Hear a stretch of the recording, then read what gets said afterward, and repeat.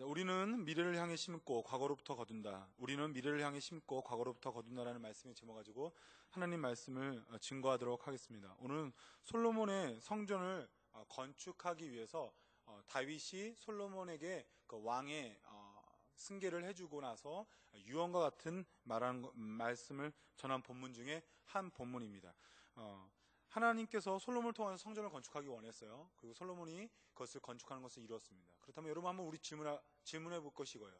어떻게 해서 이것이 이루어졌나요? 하나님의 은혜야, 하나님의 섭리와 하나님의 일입니까? 아니면 솔로몬의 노력과 의지예요? 성경을 보면 둘 다 있다라는 거예요. 하나님께서 솔로몬을 지목하지 않았다면 지을 수 없었고, 또한 솔로몬이 준비하지 않았다면 안 된다라는 거예요.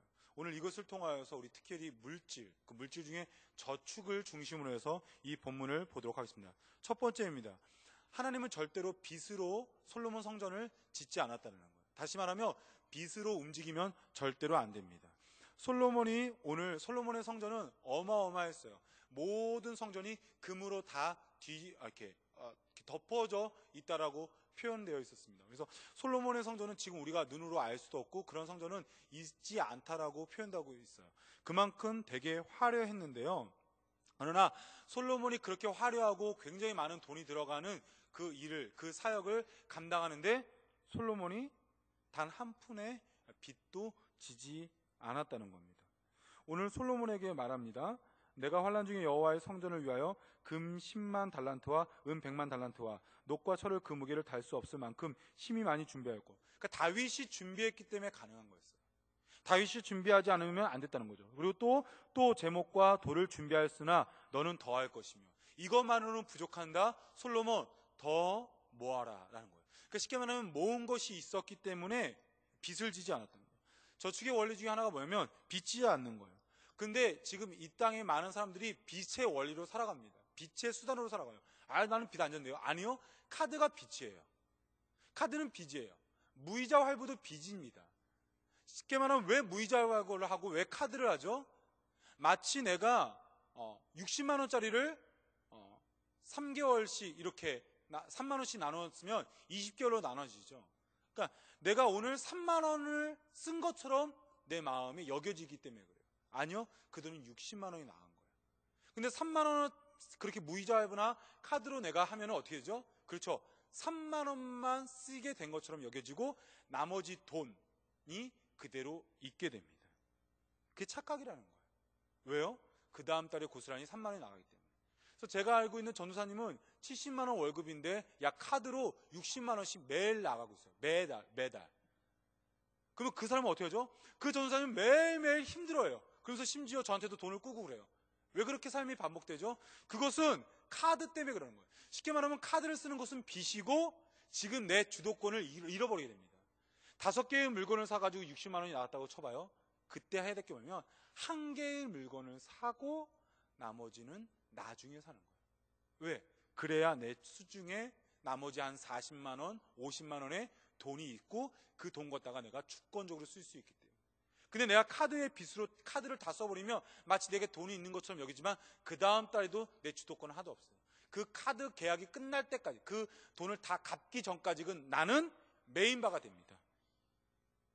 솔로몬은 성전을 건축하고 어마어마한 돈이 들었지만 단 한 푼의 빚도 지지 않았어요. 왜요? 미리 준비했기 때문에. 여러분, 하나님의 말씀입니다. 절대로 카드 쓰지 마시고 현금으로 쓰시길 바래요. 두 번째입니다. 잉여 부분을 만들어야 합니다. 반드시 잉여 부분을 만들어야 돼요. 쉽게 말하면 저축하라는 거죠. 돈을 모으라는 겁니다. 우리 도화동 일대와 인천의 많은 곳이 지금 물을 쓰지 못하게끔 되었어요. 여러분 느끼시죠?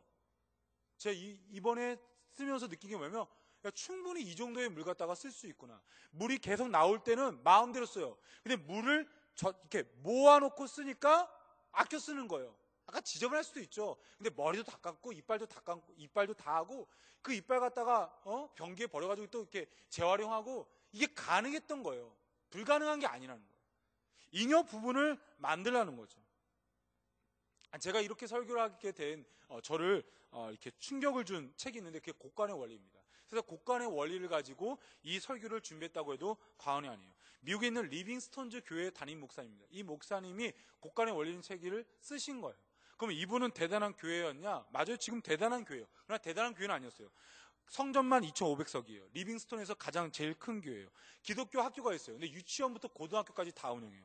어마어마하죠. 상상도 못할 엄청납니다. 어린이집을 운영하고요. 캠프장이 있어요. 500석의 숙소가 있고요. 500명 이상의 구내 식당이 있고요. 수영장까지 있고요.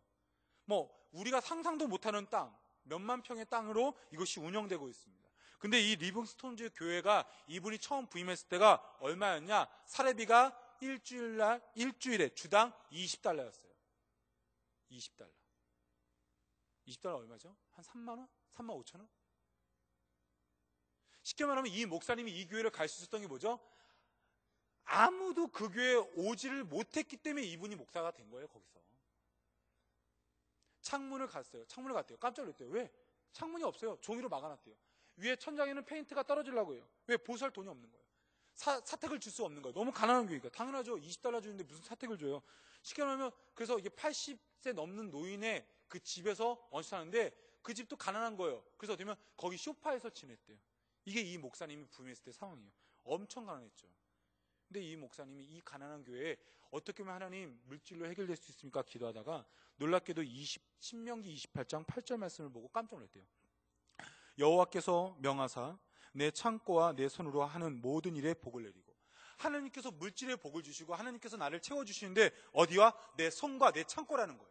내가 아무것도 없는 데서 하나님 물질로 축복해 주시고 채워주는 게 아니었다는 거예요. 내 창고가 있어야 되는 거예요. 쉽게 말하면 내가 무엇인가 쌓아놓은 물질과 그 쌓아놓은 것에서 하나님이 축복해 준다는 거예요. 설교자로 환원하면 뭐는 거죠? 설교자로 환원하면 뭐죠? 하나님 내가 공부하고 내가 독서한 그리고 내가 성경을 읽은 그 지식에 설교의 은혜를 주시는 거지, 가만히 기도만 하고 있는 자에게 설교의 인사이트와 설교의 은혜를 주시는 게 아니에요. 우리 물질로 환원해서 다시 말한다고 하면 내가 저축한 그 통장을 통해서 하나님이 그 지경을 넓히시기 원하는 거지, 돈 땡절 없는 나에게 갑자기 1억, 2억을 부어주시지 않는다는 거예요. 그래서 이분이 그것을 가지고 교회에 돈을 모으기 시작했어요. 근데 목사 월급 한 달에 $80 주는, 한 달에 한국 돈으로 11만 원, 10만 원 주는 그 교회에서 무슨 돈이 있겠어요? 교회 나가는 돈을 찾아보니까 독서 테이블이 있는 거예요. 그 성도들한테 경건서적으로 이렇게 나가는 입구에다가 책들을 경건서적을 이렇게 쌓아놓은 거죠. 그것을 안 사고 모으기 시작했습니다. 2달 모았어요. 2달. 딱 2달 모으니까 $100예요. 2달 동안. 교회가 2달 동안 겨우겨우 쥐어짜서 모은 돈이 한국 돈 12만 원이에요. 이해 가요? $1,000를 모았습니다. 한국 돈으로 120만 원 정도예요. 그렇게 모으는데 10개월 걸렸어요. 야, 이렇게 해서 어떻게 이런 교회가 됐냐? 이게 곡간의 원리예요. 창고를 만드니까 그 창고에 쌓인 돈을 하나님께서 이렇게 불어나게 했어요. 뭐 그 과정들은 일일이 다 설명할 수는 없는데, 하나님께서 내게 축복하는 그 축복의 원리를 기억하셔야 됩니다. 하나님, 내가 저축하기 원하고 내가 잉여 부분으로 남기시길 원하세요. 오늘 본문에서 주목해야 할 단어가 바로 환난 중에입니다. 다윗이 성전을 건축하기 위해서 돈을 모았어요. 근데 어떻게 모았냐면 내가 환난 중에래요. 환난이 뭐죠? 내가 견딜 수 없는 아픔입니다. 왕이에요. 제가 모든 것을 누릴 수 있어요. 근데 그냥 좀 어려웠어, 좀 힘들었어 정도가 아니라 내가 감당할 수 없는 힘든 고통으로 돈을 모은 거예요. 그러니까 얼마나 힘들게 모을까? 그냥 보통 힘든 게 아니라 너무너무 쥐어짜면서 돈을 모은 거예요. 그곳에 하나님이 축복하여 주셔서 어마어마한 솔로몬의 성전이 완성된 거예요. 우리는 착각합니다. 솔로몬의 성전이 그냥 이렇게 나라 돈으로 지어진 걸로 알고 있어요. 아니요. 다윗이 저축했어요. 어떻게? 환난 중에 굉장히 어렵고 힘든, 심지어 자신의 짠에는 고통까지 여기면서까지 돈을 모아서 그 성전에 축복이 임한 겁니다. 다시 한번 돈을 모으시기 원합니다. 10,000원이라도 좋습니다. 20,000원이라도 좋습니다. 내 삶에, 내 창고를 꼭 만드셔서 그 만든 창고에 하나님의 축복이 임하기를 소원합니다. 기도드리겠습니다.